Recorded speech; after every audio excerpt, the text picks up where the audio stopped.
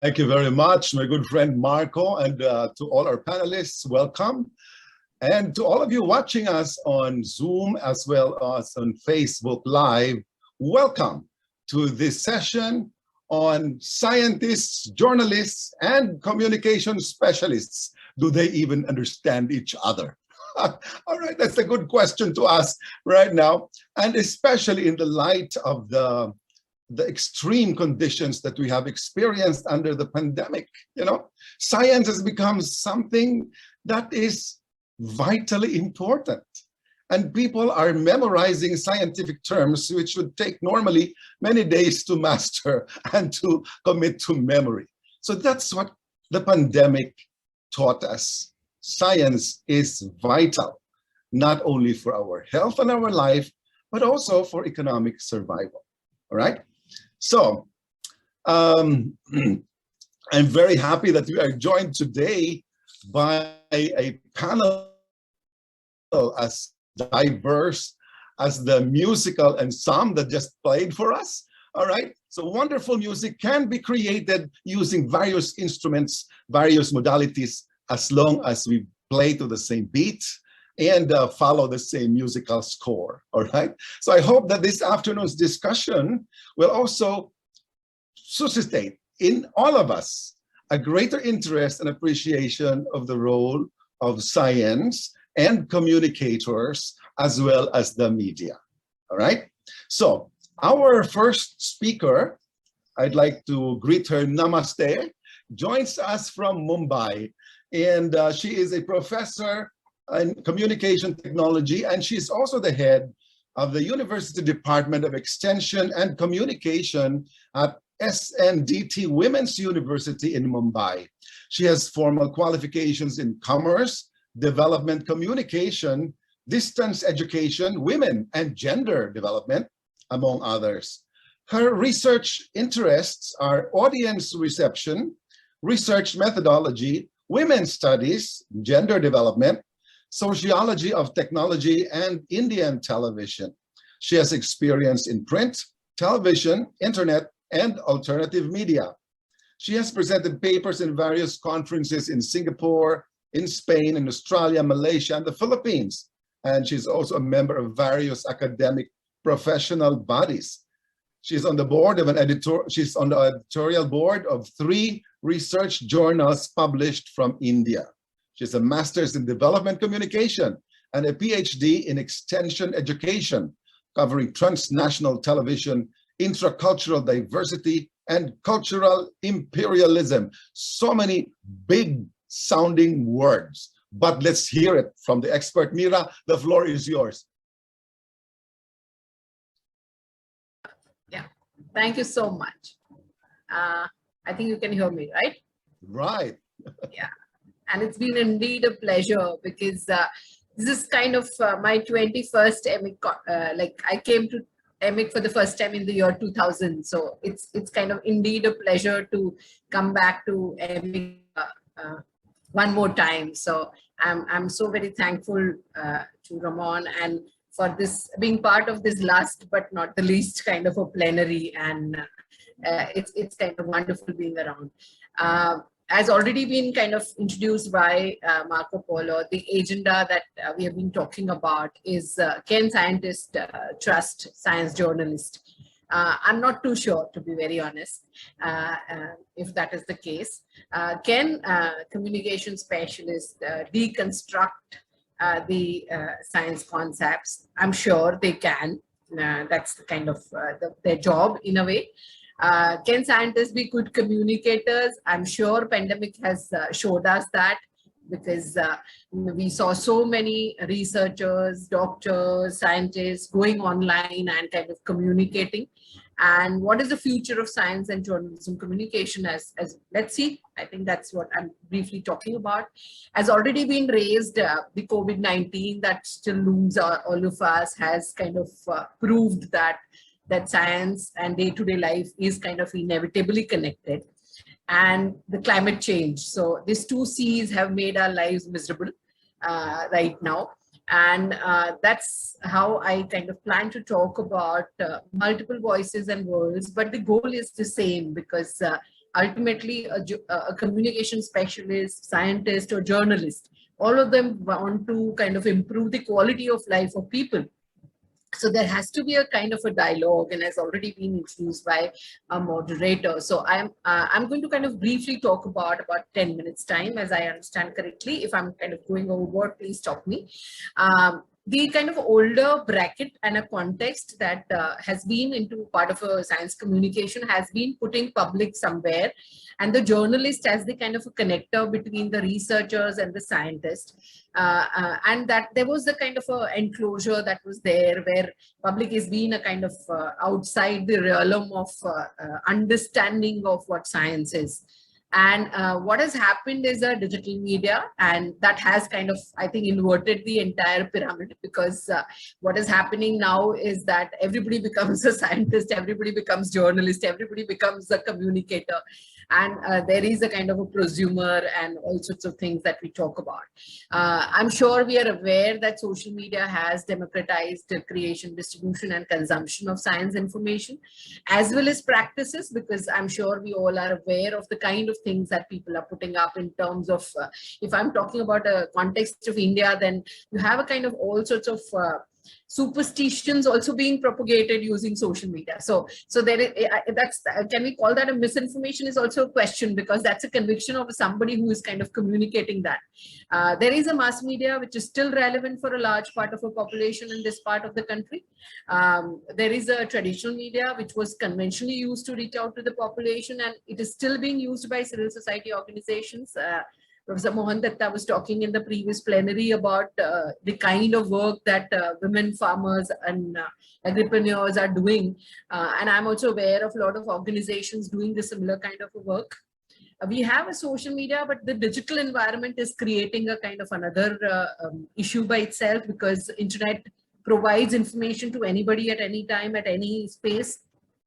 But what is interesting and important, and I'm sure all of us are aware of diffusion, and all of us are aware of variety of theories and frameworks of interpersonal modes of communication as in a very important modes for reach of science communication.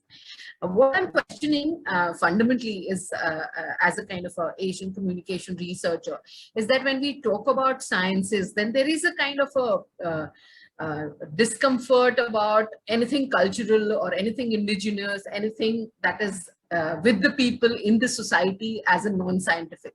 And that is something that I personally, as a researcher, feel that needs to be questioned, because the dimension of science versus culture is in itself a kind of a problematic proposition. Also in large part of spaces, also the media also tries showing that science means something to do with technology, very masculine, very complex, very difficult. I counter that, because my understanding is that science also is a part of a day-to-day life and our daily experiences and our applications, because at some point we talk about scientific temper, at some point we talk about a fundamental understanding of what is happening to our own body and what is happening to our environments. And that's where this whole dimension of perception of science is something that I personally feel that needs to be kind of looked at. I'm kind of bringing in two interesting things that I saw closer home. We had a kind of a popular film, a Hindi film release of Mission Mangal, which was about a kind of a launch of India's first expedition to Mars. And what is very interesting is that this particular mission had all women crew, like all the women scientists were part of this. And when this particular film was released and all the promotional videos were done, the male lead, who was not actually in reality on the expedition space was there, but in the film was given a lot of promotion, and it led to a lot of issues in terms of how a male, just because he was a male co-star, he got a kind of more importance, wherein all these women who were kind of fantastic actresses, and they were actually the people who actually led that mission, were not given the due course. Okay. And the another interesting thing that happened last month in India is our fourth civilian award, Padma Shri, was given to a 72-year-old lady, and she's been known as a encyclopedia of a forest. And this lady is an indigenous lady, but she was working for a government program.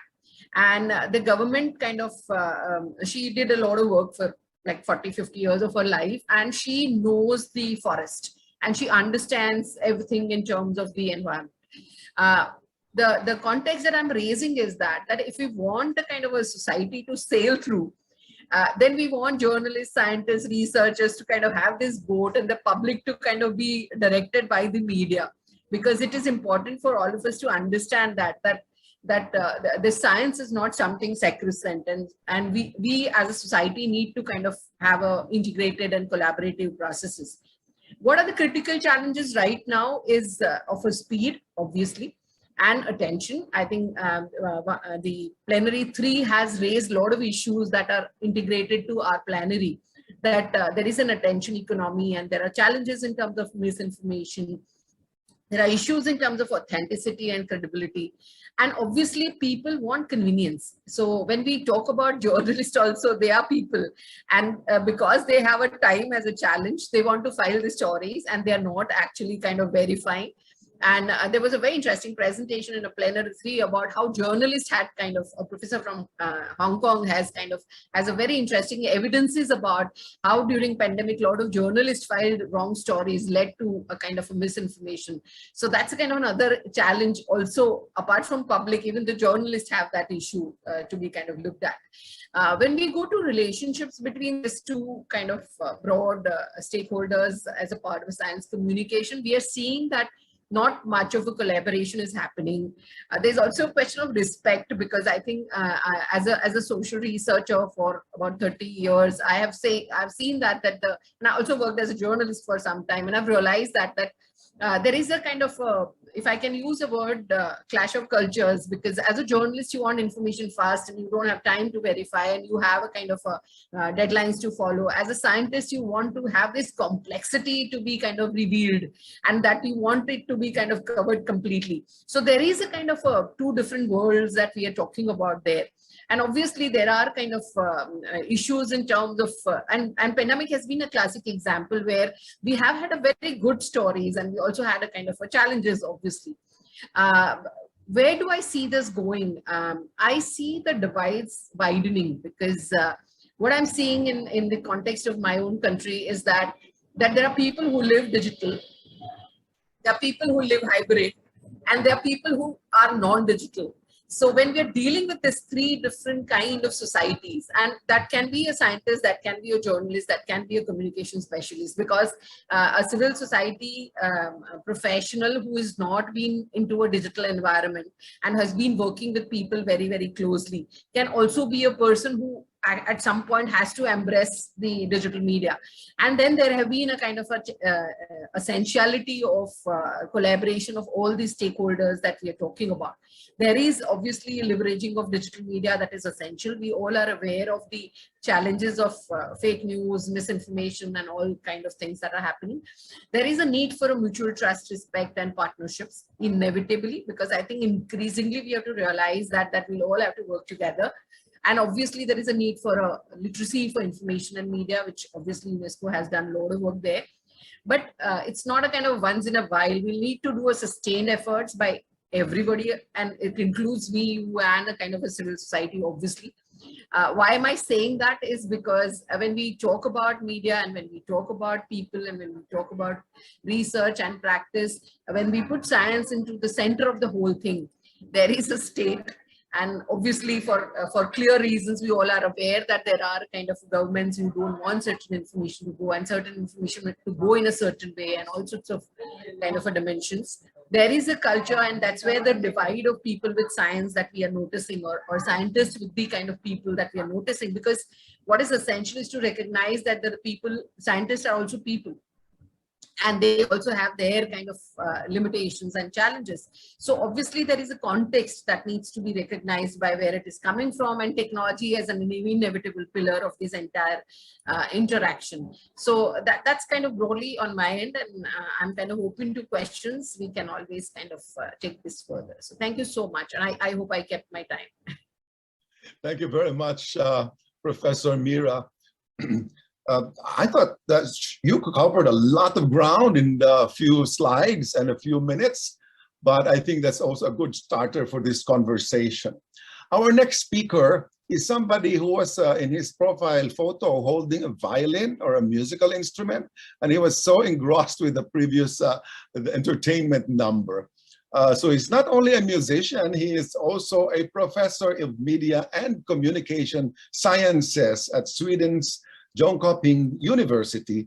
He holds an MS in applied linguistics and a PhD in media and communication science.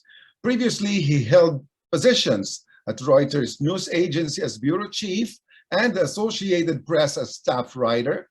He is the founder and editor of the Journal of Applied Journalism and Media Studies. He has written numerous papers on discourse analysis, language, impartiality, translation, and media and communication studies. Barco is the author of news from the BBC, CNN, and Al Jazeera, and editor of From Theory to Practice, How to Assess and Apply Impartiality in News and Current Affairs. Also, he edited Towards a Praxis-Based Media and Journalism Research. His most recent book, A Critique of Arab Media Discourse, was interestingly published in Arabic by Arab Scientific Publishers Incorporated. Let's give a warm welcome to our next speaker, Leon Barco, because I think over there where he is right now, it's quite very cold. Is that correct, Leon? It is indeed. It is indeed. Yeah. Thank you so much. You read all that long bio which I sent to Raman.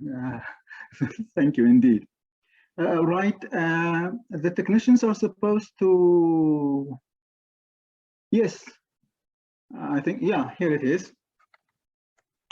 How many minutes I have, Richard?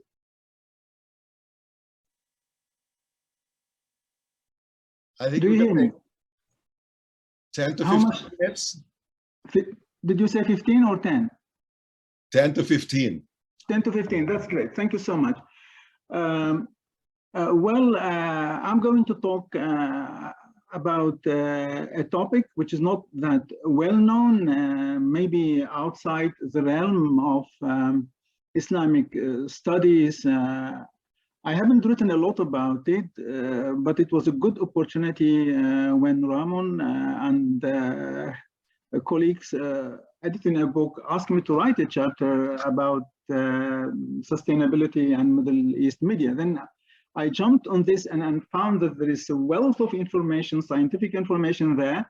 And again, as Richard mentioned and Professor Mira mentioned, the scientists, the practitioners, and us, whether we are doing things together nicely or not, or each one of us is in their own world, not even communicating with the other. So this is a classic example, really, of a wealth of information about eco-Islam or Islamic theology and the environment, while there is very little about practice. How do I move to the second slide? Oh yeah, yes, good.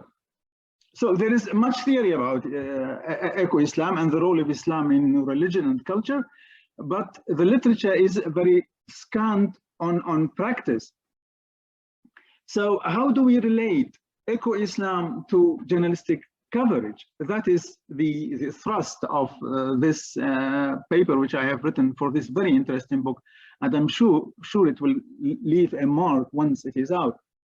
The point I want to underscore here is that for many of us, with all apologies, I'm not part of that world, I'm not a Muslim, but Islam for us has been negatively communicated. I mean, once we talk about Muslims, then maybe we have bombing, we have Osama bin Laden, but this is a very interesting example of the beauty of Islam, that out of all religions we know, there are specific verses in the book which Muslims hold as holy, something from heaven, asking them to take good care of the environment and making equaling between human beings on the one hand and creation, other creatures, where they are plants and animals on the other. So religiously speaking, Muslims are not allowed to undermine nature, to hurt nature. So there is a lot of literature that I said on this, my question is whether we can use this literature, which is already there, to help at least the media in Muslim and Arab countries to do something about it. In other words, to carry something of the notions about the environment, about Islamic concepts about the environment into journalistic coverage. Next, yeah, very good. Now, definitions. There are so many definitions about sustainability, but most of them rely on three aspects: that the respect of nature, and then building a sustainable world, and most importantly, that we shouldn't only think about our needs, but we should also think about the needs of future generations. Next slide. Yeah, great. For your information, our university and our department at the University of Jönköping, we have maybe the first book of its type, that is What is Sustainable Journalism? And we have also launched postgraduate studies focusing mainly on sustainable journalism. So we have the first ever, in my opinion, MSc in sustainable journalism. We are in the third year, and we are aiming to go for doctoral studies also. Next, please. Right. So what is the definition in this book? The editors of this book are my colleagues. I am not one of them. We are from the same department. Their definition is sustainable journalism is journalism that meets the information needs of the present without compromising the ability of future generations to meet their own journalistic needs. So what they have done, they have taken the scientific definition as it is and then apply it to sustainable journalism. I've been very critical of this. So in this chapter, I have a new definition. Could you move further? Oh, yeah. So this is a definition of mine, and we discussed it with the authors of this book. They were very happy about it. For me, sustainable journalism is discursive, is practice. So how do we practice what scientists say about a sustainable world, a sustainable nature, a sustainable environment? So for me, it's discursive with a focus on the discursive patterns the news media produce in their coverage of the environment, and how close or distant these patterns and the choices are to the routines of ethics of journalism as a practice.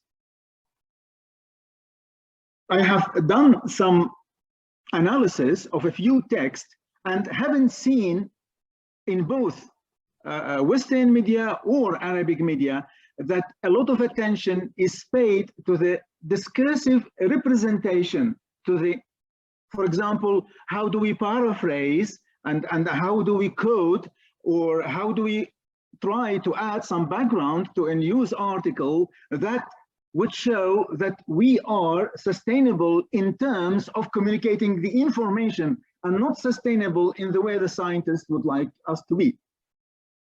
So when I studied Islam, I found there is a huge spiritual gap between Muslims' relationship to nature and how they handle it, how they handle it in discourse. While spiritually, Muslims are obliged to handle nature respectfully. They are not allowed to cut a tree. They are not allowed to harm nature, but that is not discursively represented in the media. And Muslim scriptures are replete with references to the sacredness of all forms of life on earth. And that is, you know, I'm well versed in the scriptures in Judaism, Christianity, and other religions. I have studied them, but Frankly, there is no religion whose scriptures pay so much attention to sustainable environment. And the problem is, how come that this is not there in practice? In practice, not as a scientist wanted, but in practice, the way the journalists in the Arab and Muslim world write about it. Further. So the discursive threads, I'm talking about what discursive threads are there in the Muslim religion. For instance, in the Quran, there are so many sayings about the environment, very interesting sayings about the environment. They are never highlighted. I was in the Gulf, actually teaching at Qatar University for some time, and moved around, and I didn't find any sign, any placard in a newspaper or on a street quoting such verses, asking the people to take care about the environment. And pollution in Qatar is horrible, and pollution even in Dubai is horrible, to tell you the truth. But they are not using their own religion discursively to educate their own people. And we are now talking about Muslim eco-theology. It is emerging in scientific circles, but it is not there actually in practice. So my point is, we revisit eco-Islam, and there are challenges. So there is a gap. We need to have it filled. That is, there is a lot of literature on eco-Islam as a science, but there is almost nothing on eco-Islam as practice. So we, the scientists, have to provide journalists with some discursive means of how to employ eco-Islam in their writings. The other thing is, there are loud voices everywhere about how Muslims or Islam takes care of the environment, but those loud voices are almost not there. How to fill this gap? In my opinion, there are two questions which we need to ask.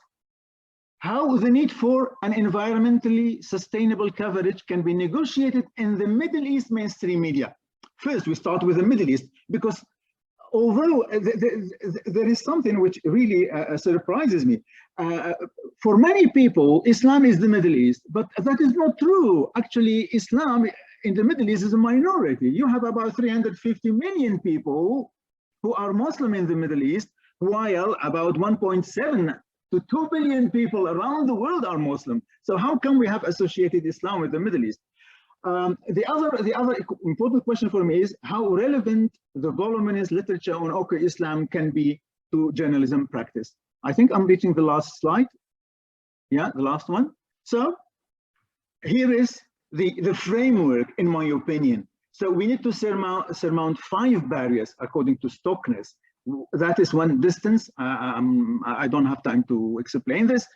And doom, dissonance, denial, and identity. And then we discuss this at least from 4 discursive levels. Social actors in the news, lexicalization, which might include also grammar. How is the lexicalization about the environment, for instance, in the holy text represented in journalism, in journalistic discourse? Salience and coherence. This was rather quick, and I hope I made some sense to my listeners and also to the people with whom we are discussing this very important issue. Thank you so much. Thank you very much, Professor Leon. If at all you have intrigued us, and you have raised our curiosity about how religion can actually influence reportage and coverage in the media about things that are important to us, right? So thank you very much for that. We'll go back to you later. But right now we have another speaker. She is Joanna Son, and she is the Bangkok-based editor and founder of Reporting ASEAN, a media venue for in-depth reportage with a regional perspective. Having covered Southeast Asia for 3 decades, Joanna contributes to the Bangkok Post and Nikkei Asian Review, among others. She's also a consultant trainer with Foho Media Institute of Sweden, and in its work with journalism trainers in Cambodia, Laos, Myanmar, and Vietnam. And within this project, she wrote the book, Online Journalism and Storytelling, a teaching and learning kit during the COVID-19 lockdown of 2020. It is also available in Burmese, in Vietnamese, Lao, Khmer, and Thai. Apart from editing more than 15 journalism-related books and publications focusing on Asia, she also wrote reportage on ASEAN-related issues, a tip sheet available in several languages. Previously, she was with the Regional Director of IPS Asia Pacific News Agency, and she started her journalism career with the Manila Chronicle. Let's hear it from our kababayan, Joanna Son.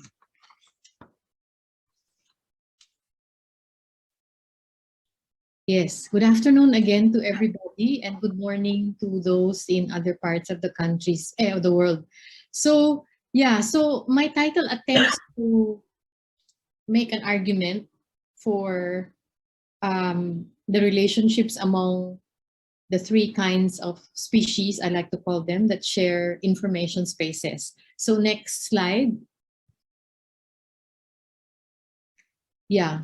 So, I mean, I think we kind of interact in the same ecosystem in different roles that are not always the same, but can be complementary and sometimes perhaps not.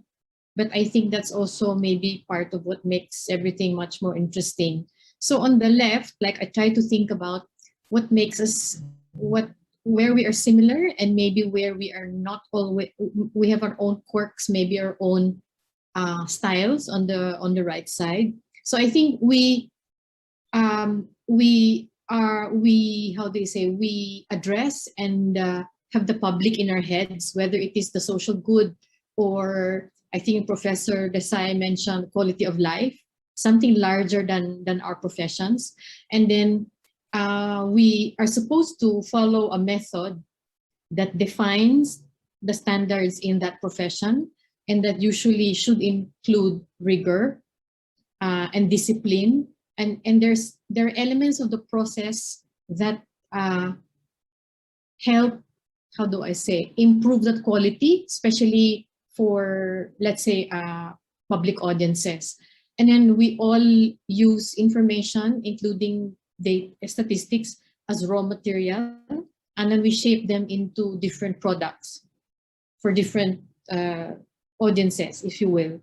At the same time, as has been mentioned earlier, because of our digital lives these days, everybody is a producer, a distributor, a filter, and a gatekeeper all at the same time. So we're also like playing different roles simultaneously.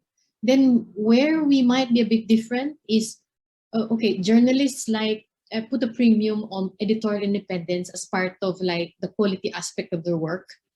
And then from a larger point of view, of course, there is that the view of journalism as a pillar of a functioning or aspiring democracy, and that there should be space left to this, to the media, regardless of whether, I mean, which is a different issue from whether it's good or it's weak or something, but that space needs to be safeguarded in the public interest.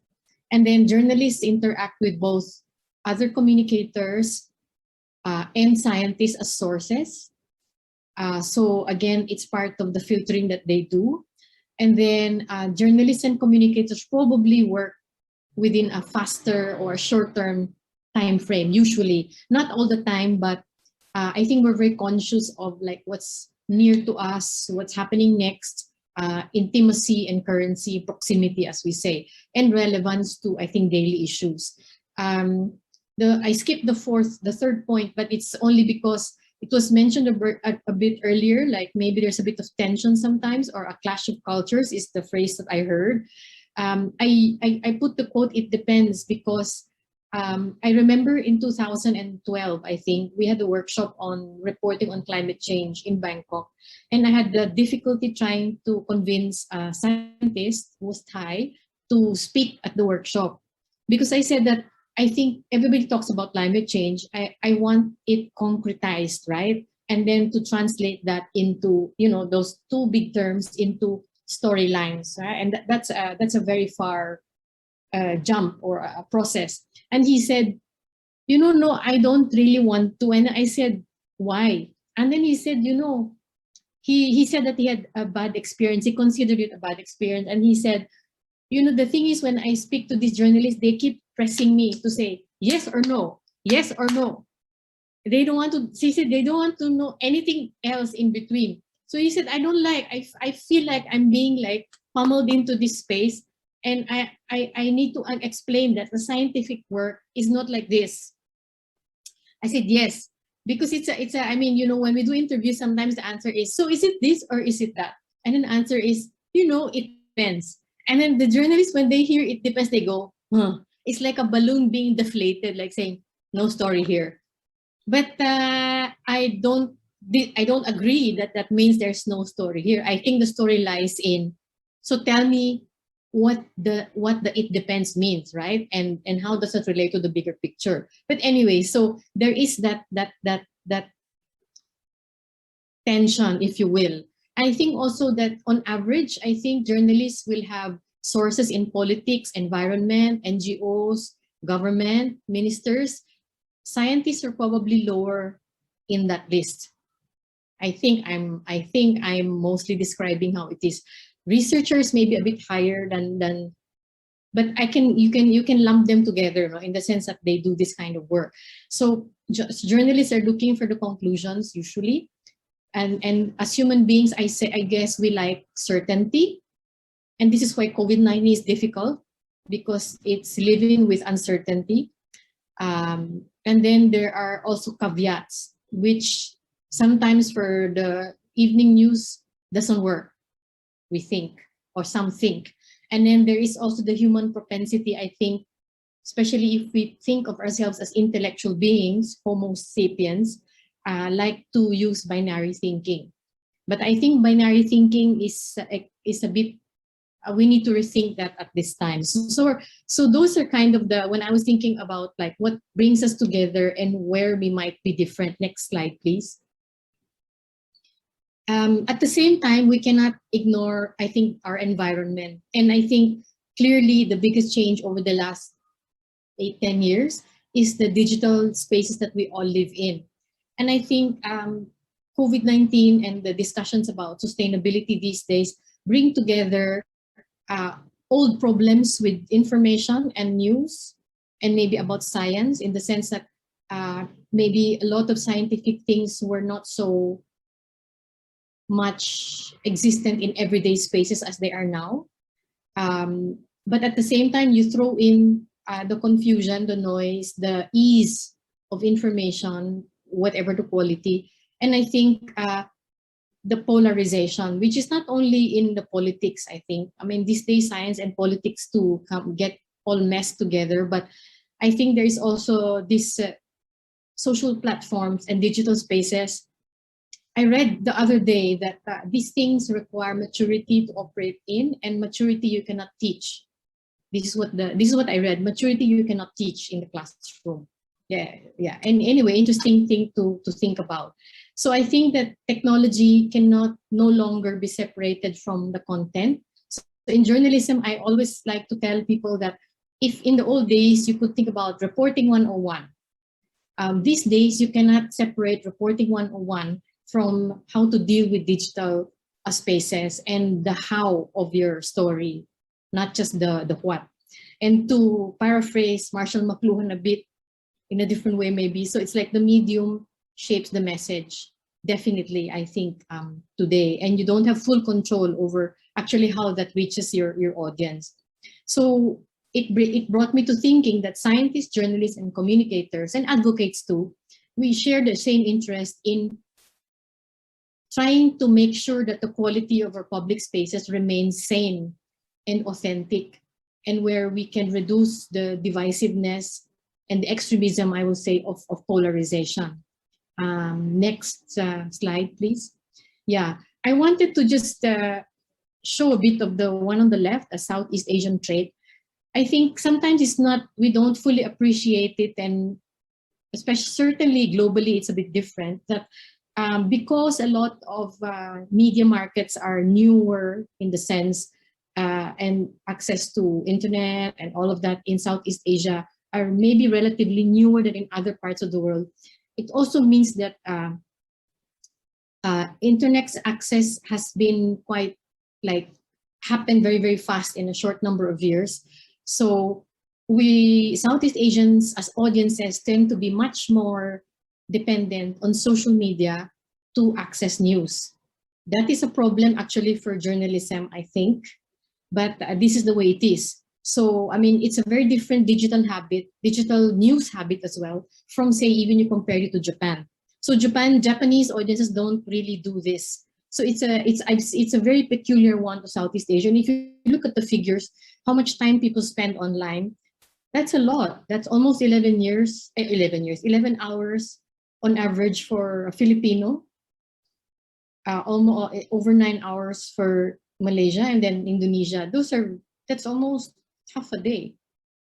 So this is from Digital Reports 2021, and probably they're working on the next one, which is I think an important parameter to consider when we're talking about news and information products here. And if you mix this layer and then you look at the populism and the polarization and what often looks like the devaluing of facts, or even the politicization of facts. I mean, facts used to be neutral, colorless, boring, but now they kind of have acquired this different sheen. And the last 3 points I like to say at almost every webinar these days, whether I'm speaking to journalists or to others, is that somehow I don't know how we got to this, but somehow it's become difficult to grasp the fact that there are many aspects of an issue that they all can coexist at the same time. It doesn't need to be only one, and that's not inaccurate or unreal. And then second is that the scientific method, and which I think is not dissimilar from the journalistic method, in that the process is very important, and that actually protects the information and protects, it's what makes it a profession, right? Certainly in news terms, that somebody reviews your work or from the perspective of an editor before it goes out. But the thing is, information, it's like, now where is this coming from, that it's easy to think that if I have an opinion today, or this is my belief or my conclusion or my judgment today or my perception today, that it cannot change, or that if I change it because there's new information, I need to resist, or that I need to show that I'm right, or that to change my mind is an intellectual weakness. But it is not. It is actually a hallmark, I would say, of the informed mind, supposedly, I think. But I mean, all of this, I think, I ask whether, what is the impact of all of this together in terms of, it's a challenge to having a genuine discussion in the context of ideas, I think, whether even in the supposedly more neutral sphere of science and information. And by science, I don't just mean science in the labs. I do clearly also agree with what Professor Desai said, that it involves indigenous knowledge that actually we have forgotten or we have put aside and thought of as backward, and that we define science as rationality, modernity, right? That, but I think the human being or human existence itself says that we are mind, body, and spirit and soul together in one. So there's no point there. So it was never split. I think this is Homo sapiens' own doing. And maybe this is the reckoning that we are having to reflect with this time. I think I'm in my last slide. Next slide. Oh, not yet. But also, okay, so I'm saying that maybe if you look at the public good, the contributions there remain maybe different, but by doing our own different roles in the best way that we can.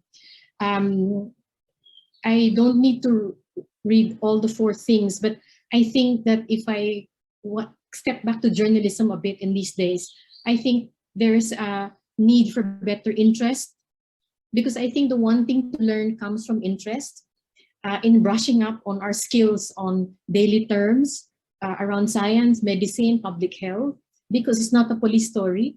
A lot of the earlier coverage on around COVID-19 sounded like that. It was kind of almost like, just tell me how many died and nothing else. But it's not like this, right? And beyond the what, we need to know what the so what.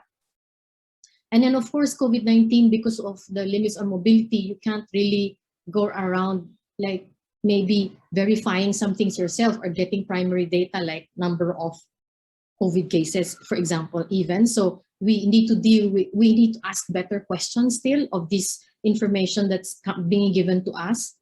And I think there has been a plethora of stories, quoting stories and research and papers left and right.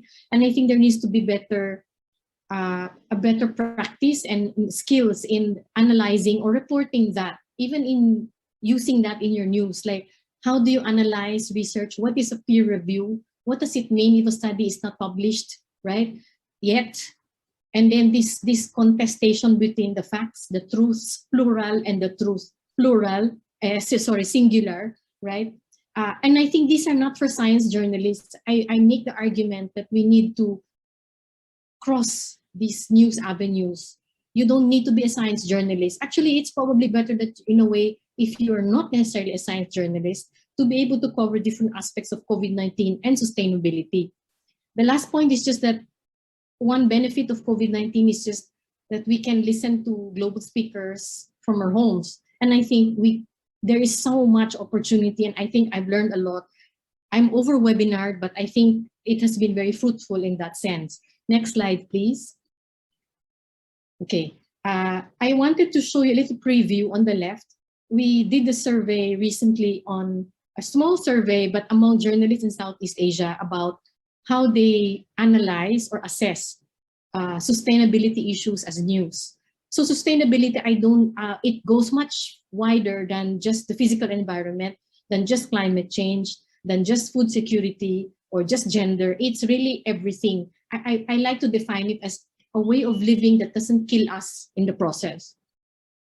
It's my own short-term definition, which I try to, because I mean, I think if people like widen that lens of reporting, then maybe we can do this reflection better together as a global community as well. So among the questions were, I said, select which are the top 3 challenges for you in reporting about sustainability. So this is the question about the what.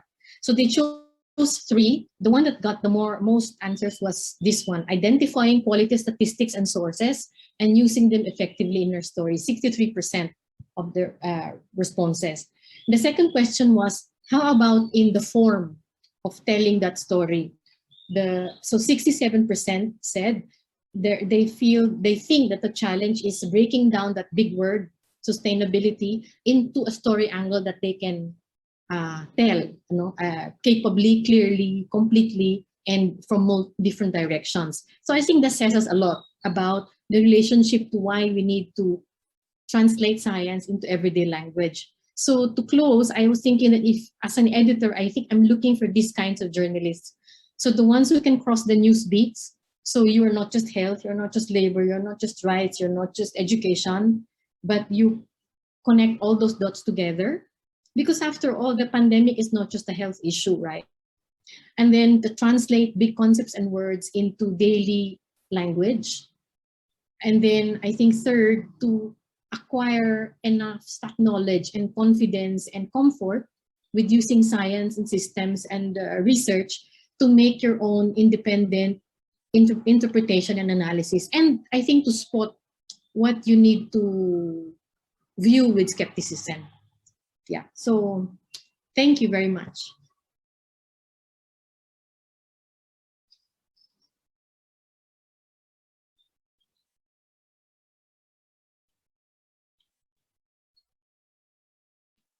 Richard, you're muted. Thank you, Joanna, for that very insightful presentation. You mentioned 3 challenges. I saw only 2. Maybe we can cover the 3rd challenge later on. But let's move on to our next speaker. He is Ramesh Bhushal, and he is joining us from Kathmandu. Ramesh is an environmentalist by education and environment journalist, writer by profession. He has 1.5 decades of experience in radio, print, and online journalism.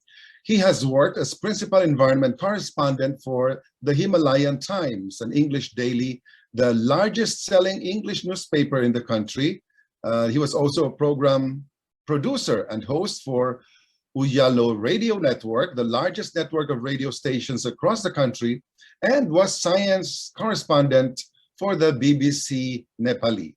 He is currently working as Nepal editor for environmental news site www.thethirdpole.net in South Asia, and manages activities in South Asia for a global network of environmental journalists known as Internews Earth Journalism Network at www.earthjournalism.net. Let's hear it from Ramesh. Well, thank you, Richard. A lot has been discussed already, and it is an interesting discussion around how we can talk about bringing people who work in different spaces to send a clear message. So let me start. Let me start with a question like there's one question. Can you please do next slide, please? Okay. So I read this something like, somebody said, we 2 people, the scientist and the journalist, are strangers to each other, and we are not able to understand each other's languages and driven by different agendas. So the first question is, are we strangers? That is a big question that we have to ask ourselves, and see, if we use the same language, if we have same agenda, and if we speak in the same way, then we're not different, right? So we should definitely have a different agenda. We should have a different way to understand things, and we should try not to be strangers, but we should try to see where we fit in, right? That is what we need to start with. Next slide, please. So this was a tweet I'm using a lot while I'm talking about this journalism and science. There's a professor called Asit Biswas in Singapore, and he said, like, I have written 84 books, my work available in 30 languages. Not a single minister has read even 1 book. A good op-ed in right media attracts attention of numerous minister and bureaucrats. A scientist who has been writing 84 books in 30 languages, publicly commits that, this has not been, his book is not being read by a single person that he wants to, like ministers or bureaucrats. And and then also the way he says, like, how powerful he thinks the media could be if used by themselves or if the content is used by the journalists, right? So there are 2 ways in which we work. So basically, I was trying to say, this is what a scientist has been telling to us, and there is another kind of space where people are saying, look, you guys are not talking to us, right? So there is a bit of conflict in between us, but what we need to understand is, how do we deal with it, right? How we try to at least talk about our issues in some way, right? That is a big question. Let's go in the next slide, please. So I wanted to say, like, start from a point, like, I'm a scientist by education. I did my master's degree in science, and I became a journalist by accident. I went to a radio station, and they thought, like, my voice is good, and they give me a job. And when I went to a radio station, I figured out it is such a powerful medium, and the way people are convinced, the way people are reached out, and the way people perceive you is very different. So I thought that, there are so many people who are working on science, but what I'll do is I will be a guy who will understand how the science is and tell it in a better way. That's where I figured out to become a journalist. So the first question we need to ask to each other is, do we really need each other? Right? A lot of people think, oh, I don't talk to you guys because you don't, do a justice to me or the community. And if we say like, you guys are so arrogant, I don't want to talk to you. There are so many people around. So why do I, give you like kind of space? So the first question we need to ask is, do we believe that we need each other? And if we agree that we need each other at some point, at some level, then I would say, we don't have to marry. We can live together, right? So there's a way to live together, but we don't have to marry to each other. But we need to understand that we are different people. We are different set of mindset, and our working space is different. But the common thing is, we both want people to know the information that is needed to make better decisions. I think that is the whole essence. So if our agenda are different, but our objectives are same, for example, then we can figure out how to work on it. And now I think the whole way is, if we agree that we need each other, then we can say, let's try to understand. It is not happening actually, because we are trying to avoid each other a lot.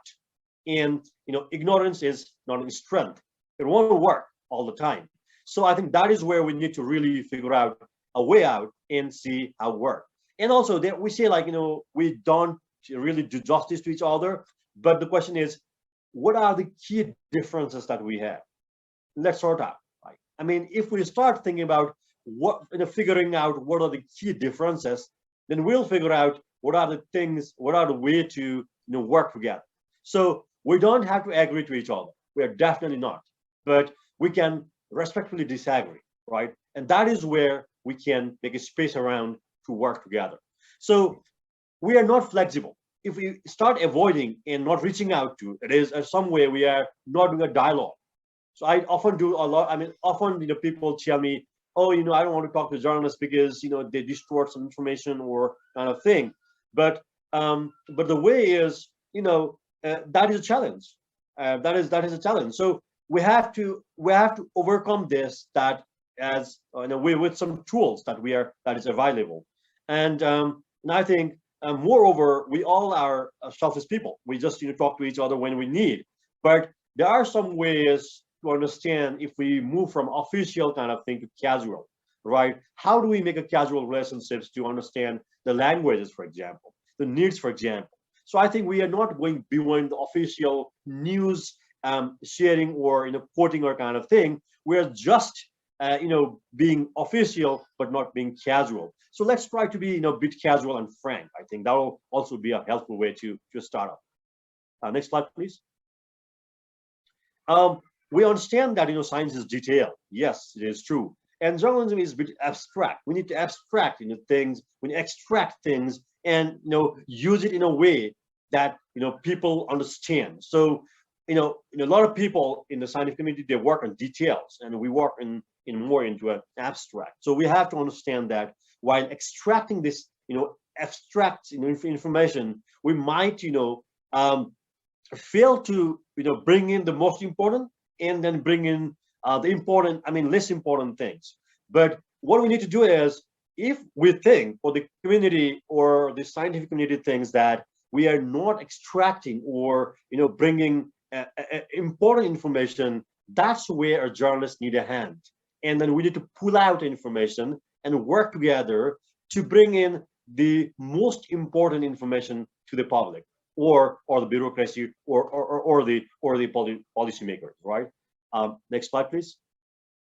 So oftentimes people say, what do you want then? So there are a few things we want as a journalist. We're a newsroom and we work in a different set of criteria. So the first thing is, the journalists, the scientists are not willing to speak odd hours or times or days or kind of thing.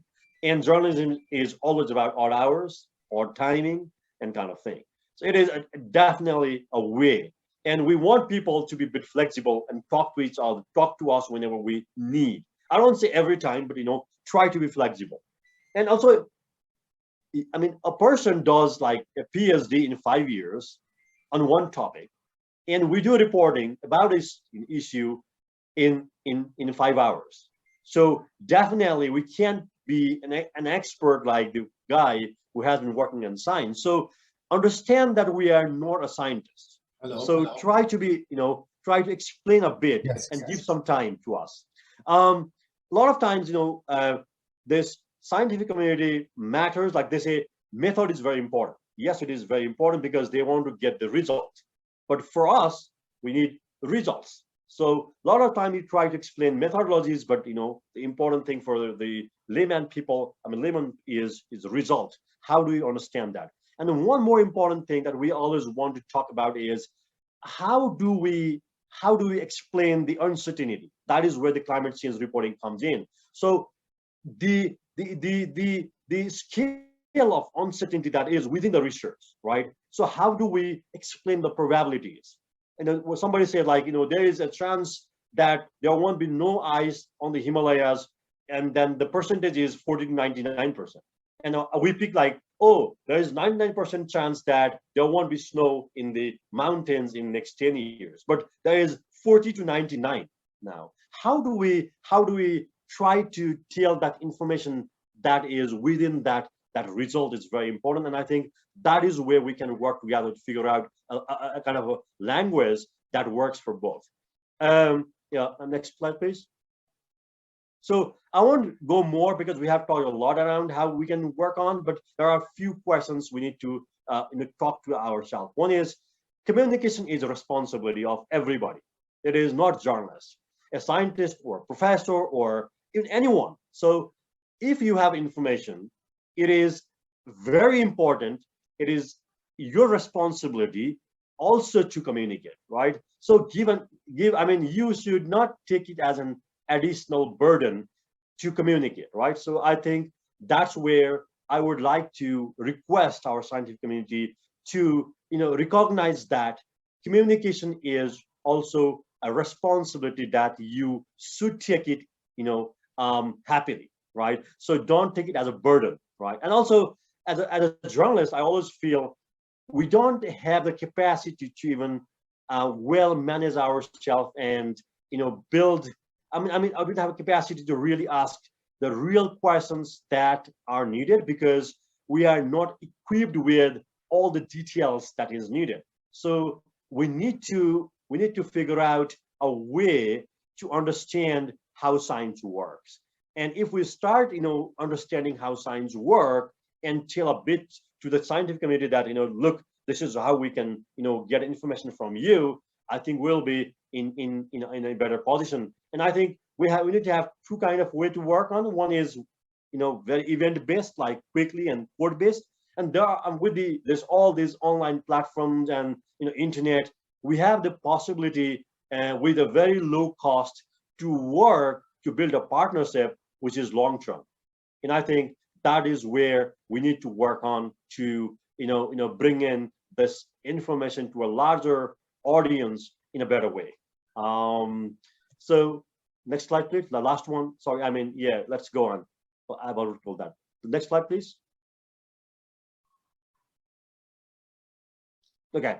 So I think there was one more, a slide. There was, I don't know where it went on, but the only thing is, let's be clear about one thing, that we are not similar kind of species, but be clear on that we need each other and start working on each other and start it happily. Thank you. Thank you very much, our friend Ramesh from Kathmandu. I hope it's not as cold there as Leon's place. All right, so I think, ladies and gentlemen, we've heard a lot of perspectives coming from all over the world. And they have talked about journalists and the relationships with scientists and what could we improve in that relationship? All right. The other day, our Secretary for Science and Technology, equivalent to Minister, Secretary Boy de la Peña, delivered a keynote message to an earlier session of this conference. And the next day, CNN Philippines, quoted him as saying, reaching broader audiences is still a challenge. All right. So I think that could also have been really the key message that came across from his speech, right? And it is really, in fact, still a challenge.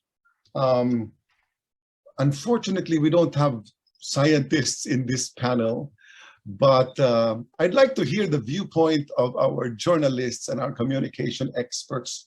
If you were given a chance to advise the Secretary on how he could be more effective in reaching broader audiences, what would your advice be for him? I'd like to give the floor first to Joanna so she can also complete her 3 challenges. All right, Joanna, you have the first bat at the floor. Yes. So I think first is to be accessible and not to stay away always. I mean, and I think that, but I mean, I think I understand also. I have been in dialogues between researchers and journalists, and this is always a sore spot. And so they kind of say that, no, I don't want to do this kind of thing.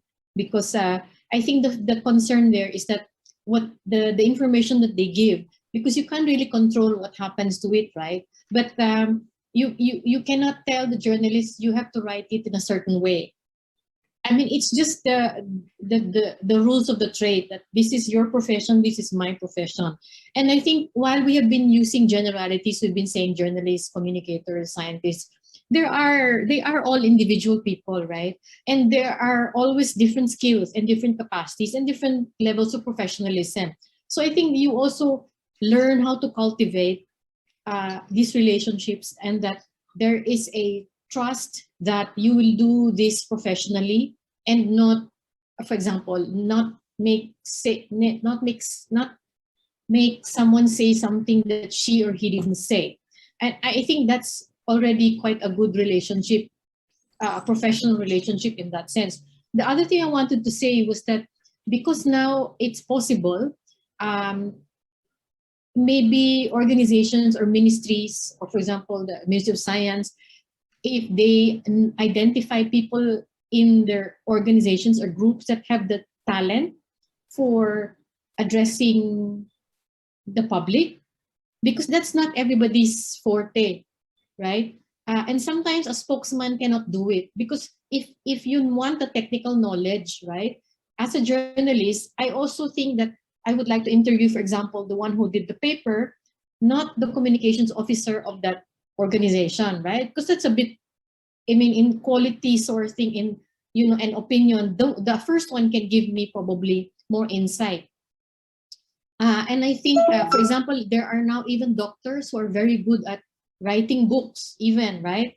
Like I read Oliver Sacks, who is a neurologist, but is a superb writer. So, I mean, I think it's also like looking for the storytellers in the science community, in the same way that you kind of build relationships with the quality journalists. Yeah. Thank you, Joanna. Can we hear from Mira?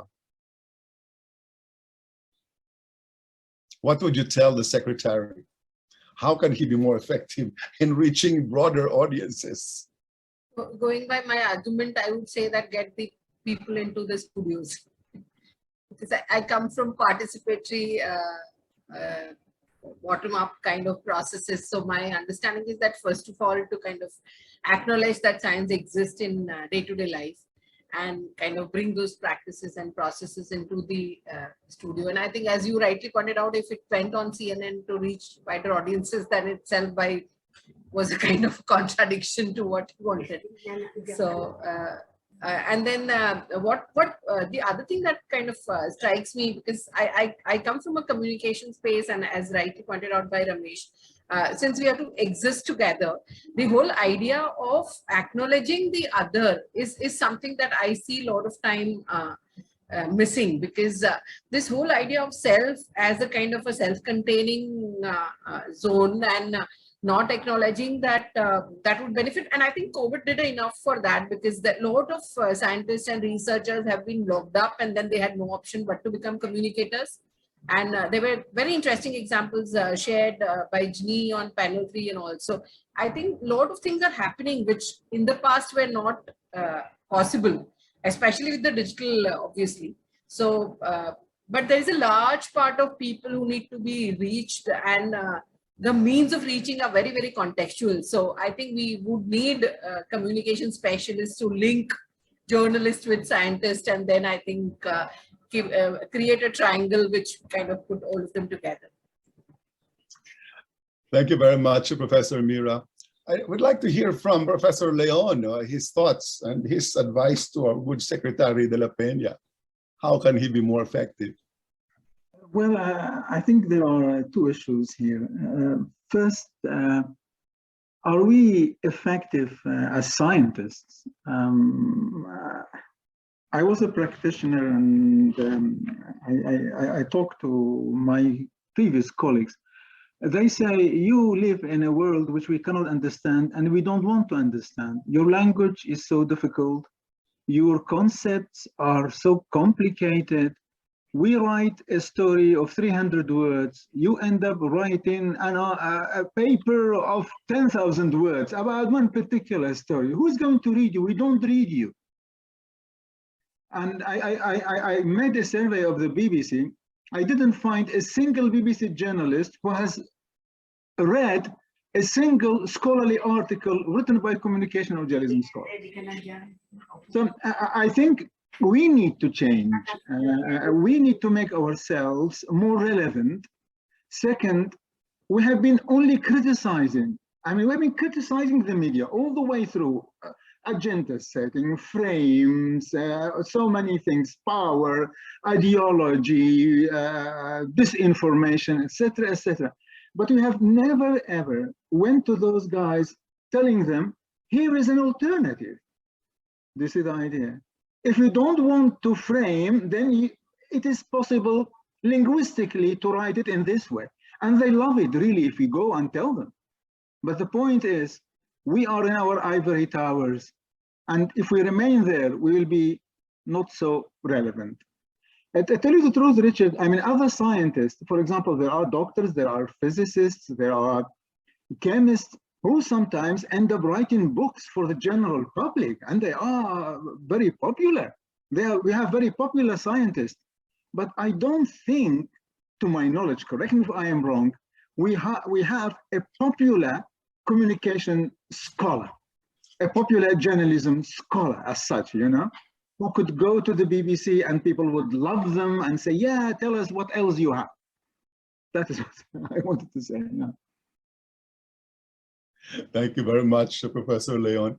I'd like to ask Ramesh next for his opinion and his advice, but I'd also like him to phrase it to address the case of Asit Biswas, who wrote 84 books in 30 languages, and not one policymaker read his output. What can you tell him and our secretary?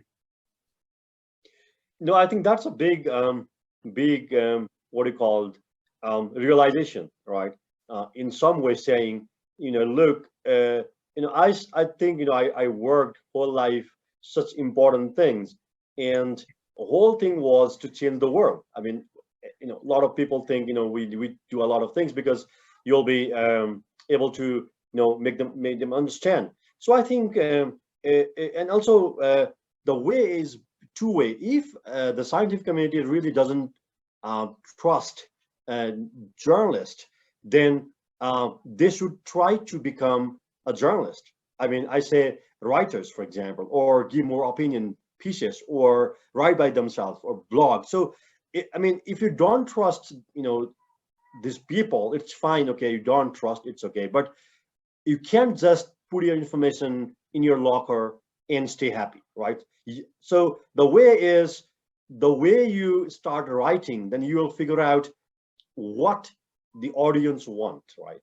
And then that will help you to also come closer to journalists, maybe.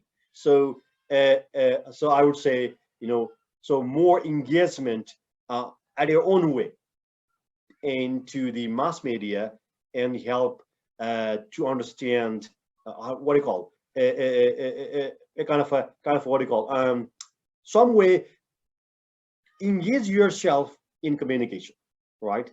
And try to tell the story by yourself. That will also help to judge yourself and how nicely you can do it. And then you can also help to understand how journalists work, right?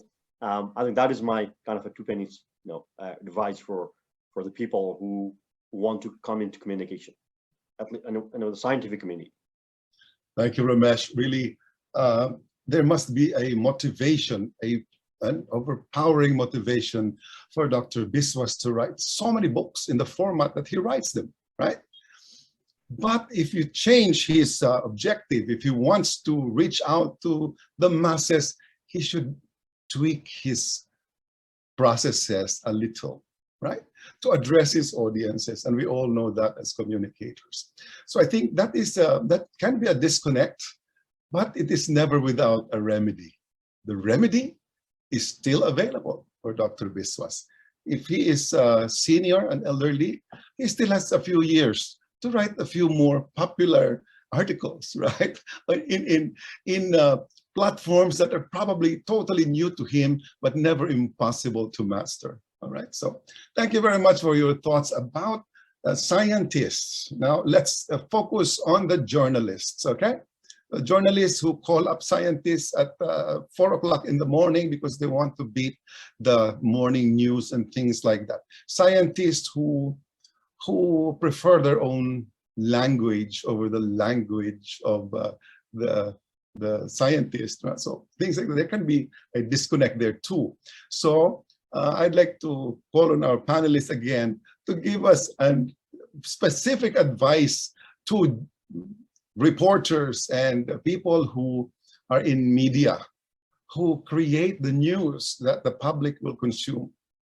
What would your advice be to journalists who want to report on technical or scientific issues or matters as they play out, especially now in the pandemic? Can we hear first from, let's say, Leon, Professor Leon? That is a very good question indeed. I think I can give you good examples from real life and from my own experiences. When I started the Journal of Applied Journalism and Media Studies, in the first issue, I had an article by the executive of the Swedish Television Broadcasting Corporation. And then I had a stream of criticism from scholars, but she is not a scholar. This is not a scholarly article. Now, Richard, this is the most cited article by scientists. Do you see? So, I mean, we need to bring them. We need to talk to them. We need to work with them. That is, I think, essential. We need to go to them and make them part of the process of research writing. There must be some form of partnership. And I still publish articles by practitioners in my journal. And I have in place, I think, who talked about peer reviewing. I have a two-tier peer review process. One specifically is set up for articles by practitioners. So I send it to a practitioner, and then when I send it to a blind peer review by a scholar, I tell them that this is by a practitioner. This is the idea. And it is working. And suddenly I find that one of the major successes of my journal is because I have followed this track, and it is now acceptable. So more cooperation, and we make them partners, and we stopped calling them our subjects, our respondents. I think the language we use when we describe them is not that, doesn't say that they are equal. We have to be equal, and then things can go from there. Can I start with you? Then you join. Right. So the host muted me, and I had to unmute myself. So thank you very much, Professor Leon, for your points raised. Can we hear the perspective of Professor Mira? What would be your advice? No, I would just share an experience during the lockdown. I had this one PhD dissertation by a very senior journalist, it had a very, very interesting insights, but the way it was presented was not in line with, as already been pointed out by Sir, not very in line with the academic expectations of research writing. So I had to kind of give that for a revision of, as a dissertation, I gave it a revision. So I was feeling very bad as a kind of a peer by saying that it's a good work, but it's not been done well, and he can rewrite it and it'll become a better work. What was very interesting is that then eventually they revised and then he resubmitted it, and then I only kind of went in for a viva because of the university processes, and I was sharing with him saying that how was that kind of rewriting your own work, because he's been a journalist, very, very senior, like he's a 60 plus.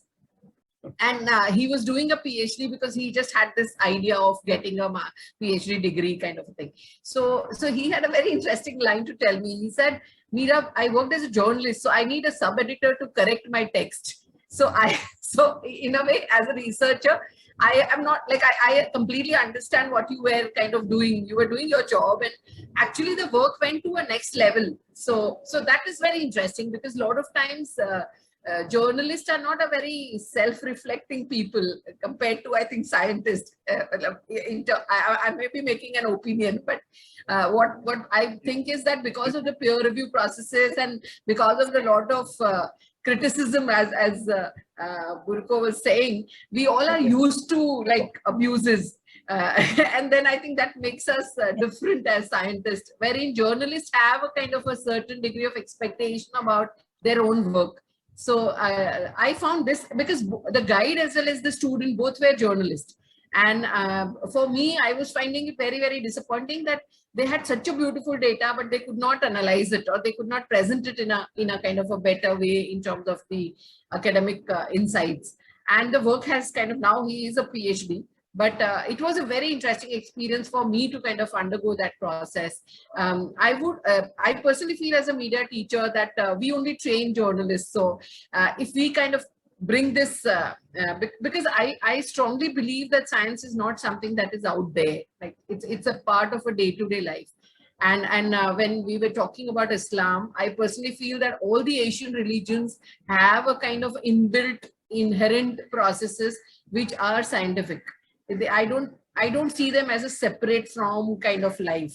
So as a researcher, I personally feel that it's important to kind of highlight that, bring them, validate them, discuss them, and then kind of, so if you're training students with that kind of a temper, then I think they would become better journalists and better professionals, because they are individuals also. So as Joanna was saying, like, very correctly, that though we do it professionally, and as Ramesh was saying, we need to do that casually.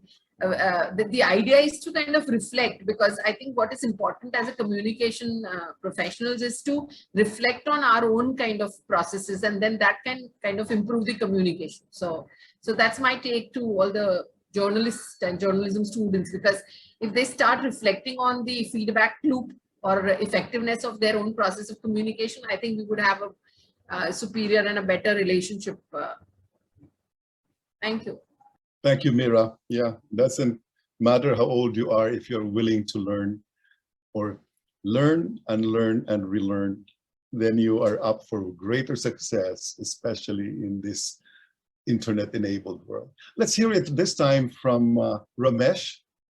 What's your advice to journalists? I think, there is a basic so attitude towards learning is a bit low in journalism.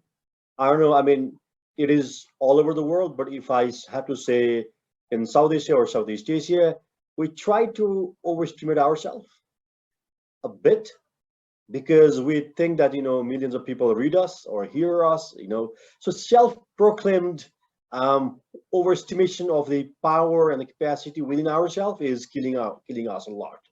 So the willingness to learn and invest a lot of time is very important, which I don't find much in journalists, because you give a call to a minister and say, talks to me, or I can talk to anybody. People come to me. So all these things are really killing our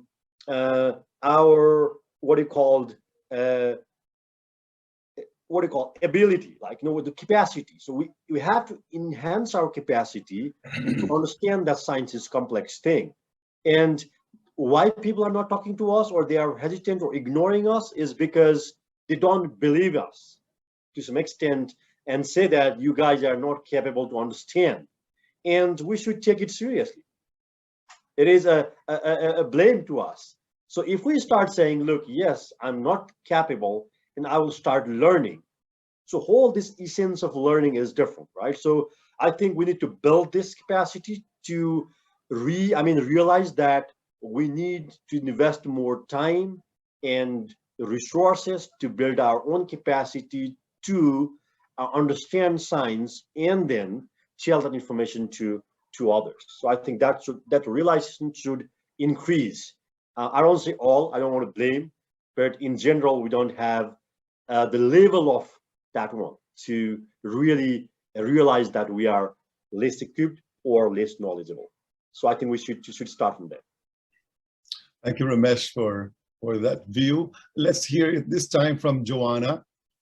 What would be your advice to the media people? Well, I found myself thinking that it's not only usually when we come across a story or the report, so that's the part that we see. The part that we don't see is what brought the story there, right? And usually if you do a lot of legwork and reading, it's much more than what you see produced. So I would say maybe you use 30% of actually what you needed to read. I think that's good practice actually. It's not a waste.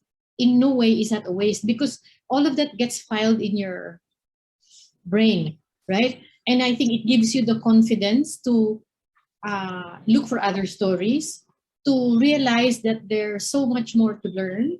And I think beyond only what you produce, such knowledge is also important because it makes you a better interviewer. It makes you a better selector of your sources, including, let's say, scientific ones or researchers. I remember there was a report from, I think, the Philippines around, COVID. I think it was the vaccines. But it felt like they just selected anybody who was a medical doctor. But within the medical doctor group, there's a lot of kinds of specialties, right?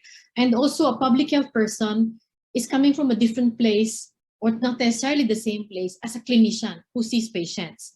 So they are valuable for different reasons. So it's not all the same.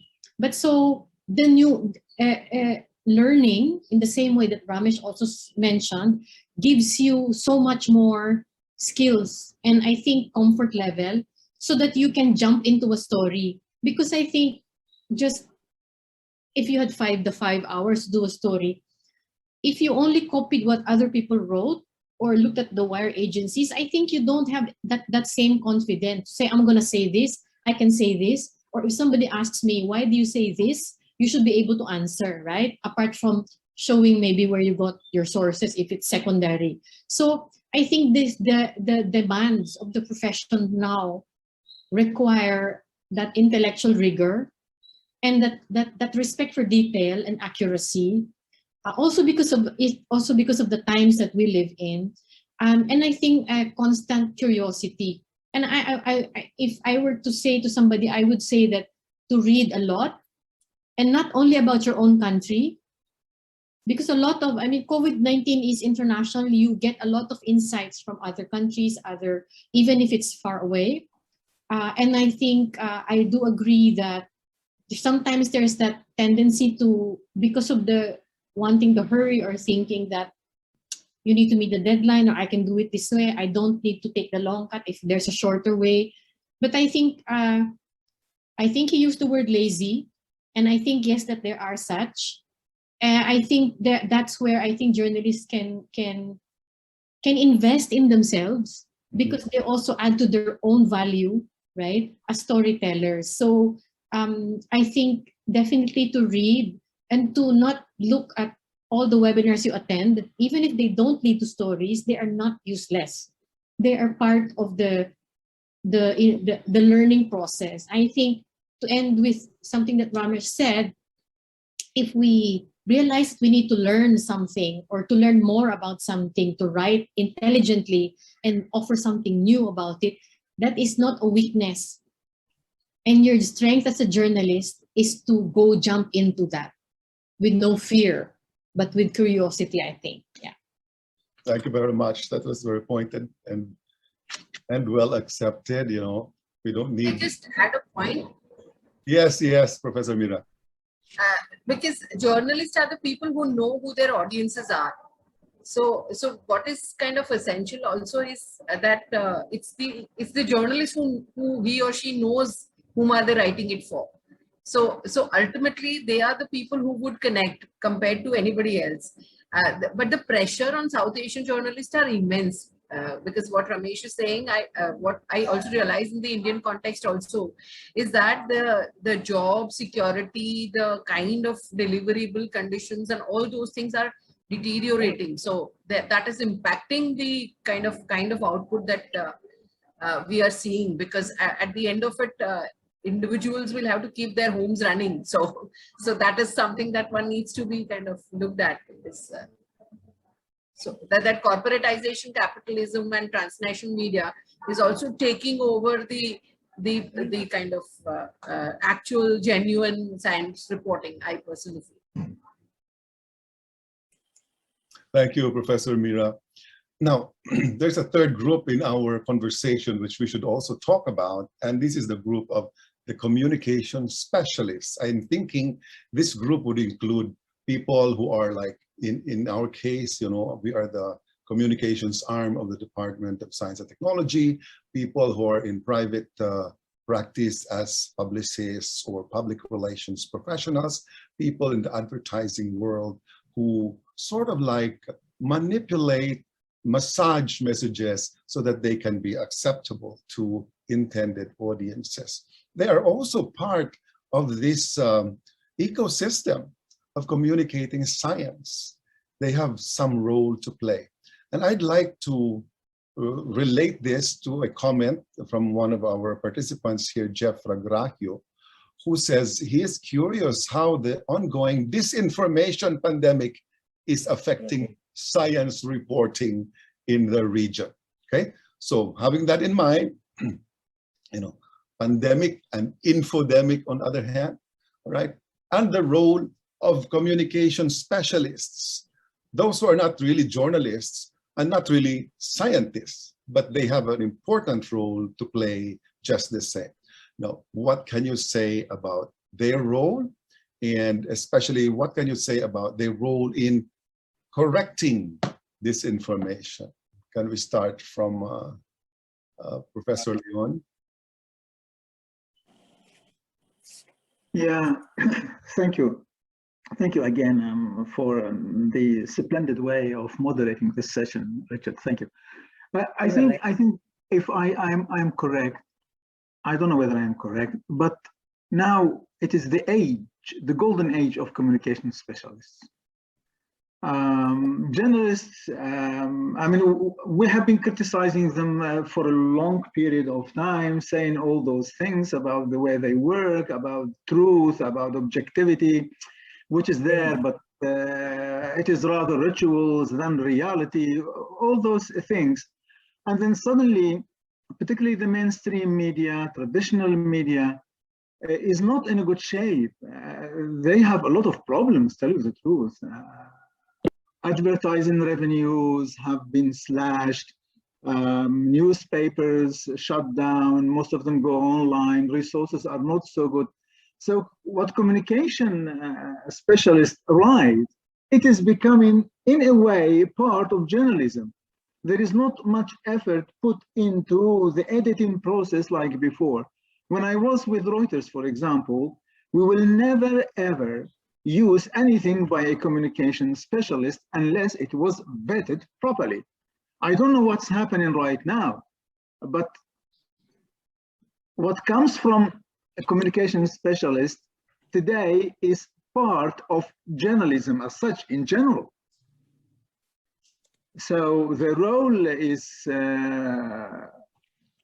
more significant, but they lack what journalists have in place to vet social reality, to vet sourcing, to vet events.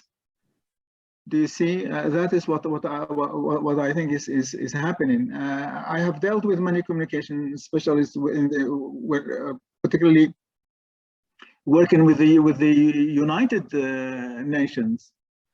We would discard so many of their statements simply because we couldn't verify them, and they say we are the United Nations, but it didn't matter.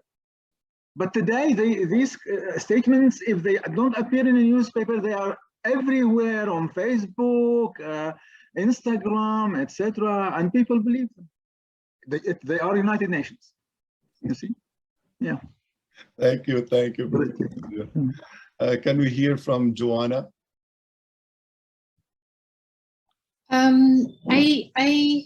Sorry. Okay. Yeah. Yesterday I saw a clip by the violinist Midori, and she's a UN ambassador for, yeah. But it was also actually about COVID-19, and she said, misinformation and disinformation are prolonging the pandemic. And so I think that's a good way of phrasing it. I think it's kind of like this, it's needlessly complicating what's already complicated. And I think that's kind of an additional challenge, in the sense that apart from the health focused one, or equity or vaccination, you have this simmering non-stop actually from the start. It's kind of going almost parallel, like it never really went away, right? It just it waxes and wanes, like it kind of picks up, you think it's gone, and then I think the misinformation about vaccination, some would say, are probably even more potent than about the earlier part about the origins of the virus, for example. So, but I think but what do we do? I mean, the internet today is like an essential to many. So the efforts just need to continue about like how to use the spaces to keep all of that information out. At the same time, I remember at one or other webinars among journalists that some have asked the questions like, if they write about the pandemic and the issues around the pandemic, how much space do you give like the false information and the anti-vaxxers, for example? And someone I remember one saying that that's part of giving diverse opinions and different spaces in your story. But I think I have a problem there. I mean, I don't think that we're telling our audiences that these don't exist, or that if you don't listen, or if you never hear them, they don't exist. Or I shouldn't repeat that. I think it is the context and the meaning that we give to how you report on these different conflicting issues that are what makes for a better story. I think people are looking for meaning. I mean, in a sense, we know in a matter of seconds what happens even across the world. But how it got to this, what it means, and what does it mean for me, I think that's what we as human beings are looking for. And this is also what our audiences are looking for. Yeah.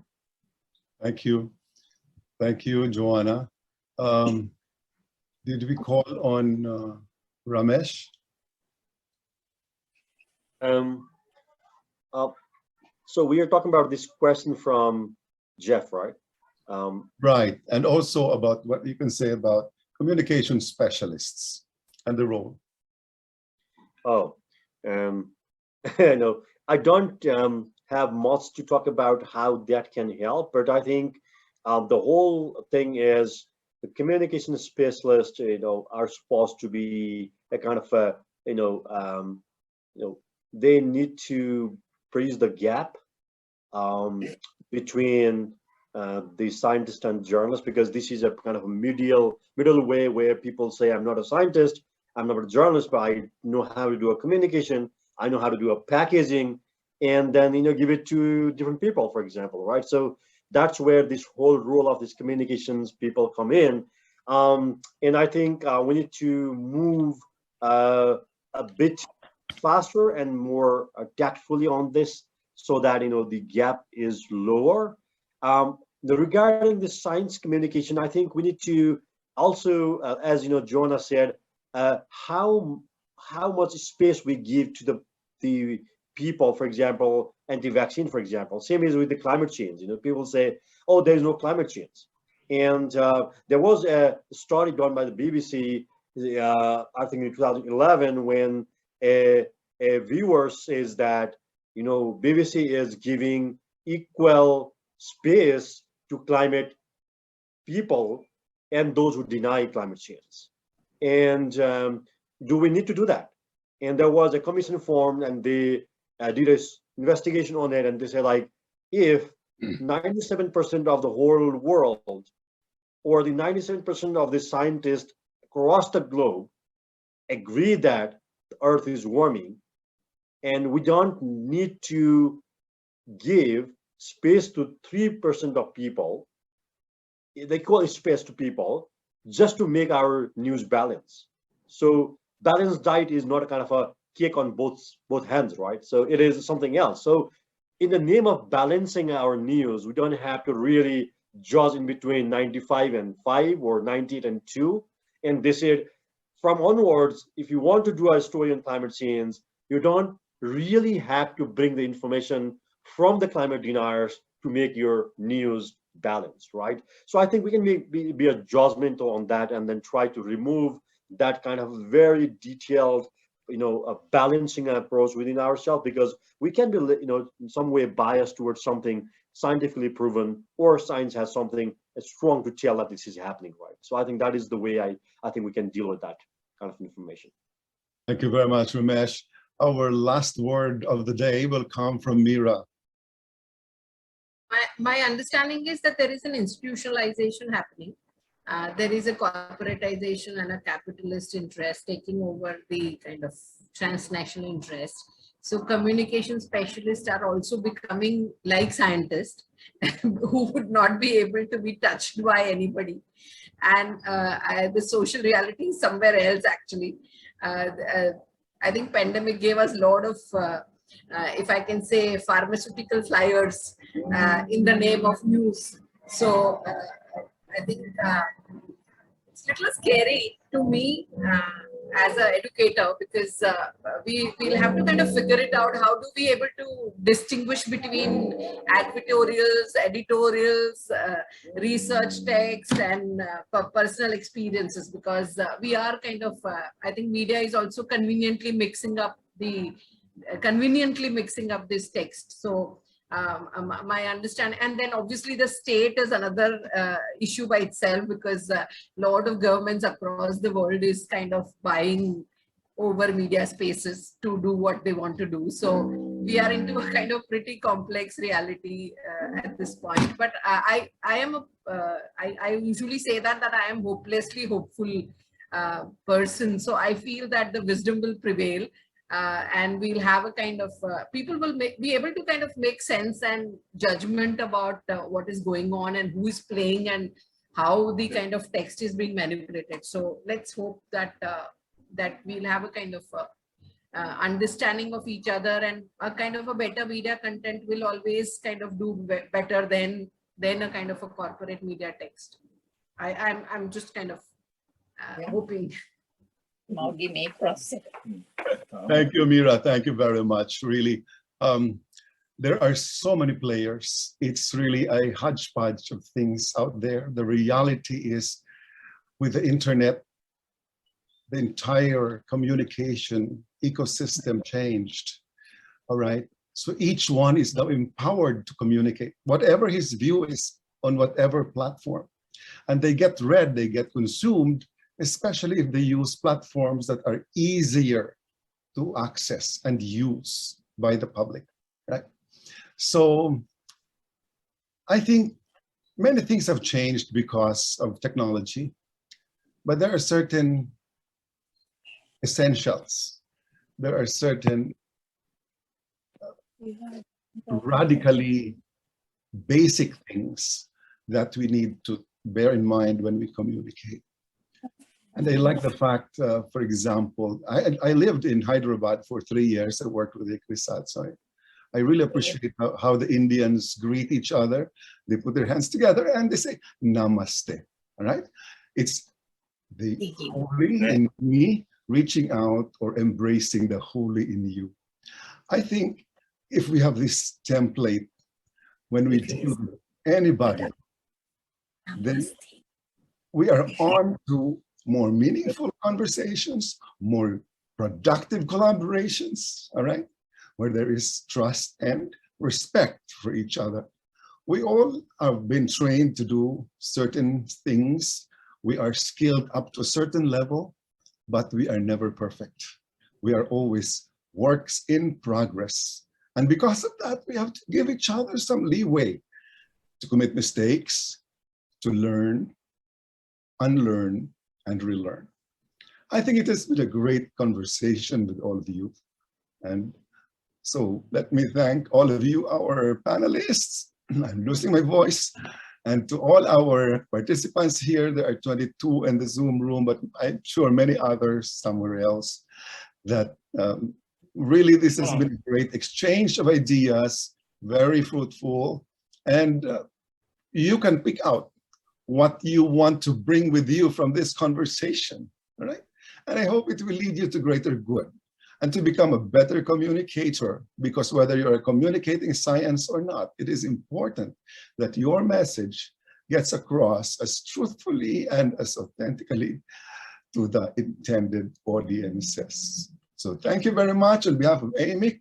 I'm again Richard Burgos, Director of the Science and Technology Information Institute of the Department of Science and Technology over here in the Philippines, saying mabuhay and God bless all of you. Thank you so much.